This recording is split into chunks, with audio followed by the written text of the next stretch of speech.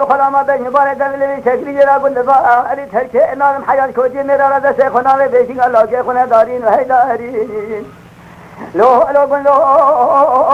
عجب بخته و کسمه حالا بگل کامنا گوزل کوچی میرا گشی مینانی گند سرلین حیات سرکامنا گوزل الگزارین و هیدارین و دارین دارین